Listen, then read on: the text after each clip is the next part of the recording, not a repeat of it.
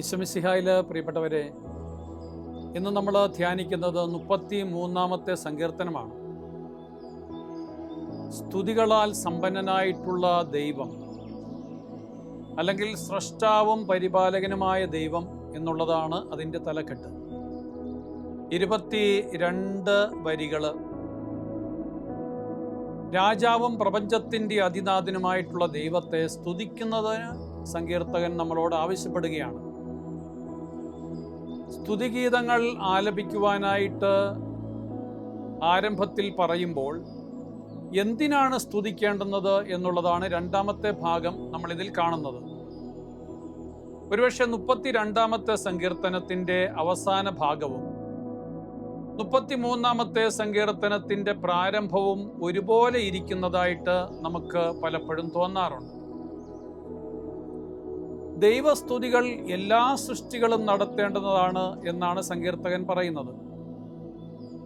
കർത്താവ് സ്തുതിക്ക് അർഹനാണെന്നാണ് സങ്കീർത്തകൻ വീണ്ടും ആവർത്തിക്കുന്നത്. മനുഷ്യരെല്ലാവരും പ്രപഞ്ചവും ചേർന്ന് ദൈവത്തിൻ്റെ രക്ഷാകര പ്രവൃത്തികളെ നിരന്തരം സ്തുതിക്കണം.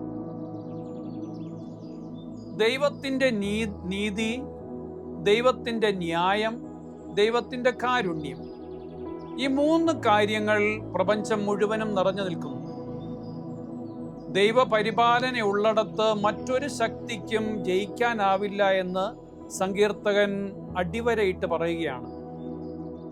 കർത്താവിനെ ഭയപ്പെടുകയും കാത്തിരിക്കുകയും കർത്താവിന് നിരന്തരം സ്തുതിഗീതങ്ങൾ ആലപിക്കുകയും ചെയ്യുന്നവനിൽ ദൈവത്തിൻ്റെ പരിപാലന നിരന്തരം ദർശിക്കാൻ കഴിയും. നമുക്കിങ്ങനെ പ്രാർത്ഥിക്കാം, പ്രിയപ്പെട്ടവരെ. കർത്താവെ, അങ്ങിൽ മാത്രം പൂർണ്ണമായി ആശ്രയിക്കാനും അവിടുത്തെ നിരന്തരം പുകഴ്ത്തുവാനും ഞങ്ങൾക്ക് ഇന്ന് അനുഗ്രഹം തരണമേ.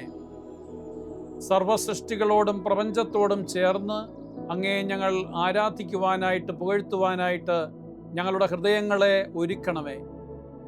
എല്ലാ കാര്യങ്ങളിലും, നമ്മൾ ഇന്ന് കാണുന്ന എല്ലാ കാര്യങ്ങളിലും നന്മ കാണുവാൻ, പുകഴ്ത്തുവാൻ, മറ്റുള്ളവരുടെ നന്മകൾ പറയുവാൻ, ദൈവസ്തുതികൾ ആലപിക്കുവാനായിട്ട് നമുക്ക് പരിശ്രമിക്കാം. പ്രിയപ്പെട്ടവരെ, ദൈവസമർത്ഥമായിട്ട് നമ്മളെ അനുഗ്രഹിക്കട്ടെ. ആമേൻ.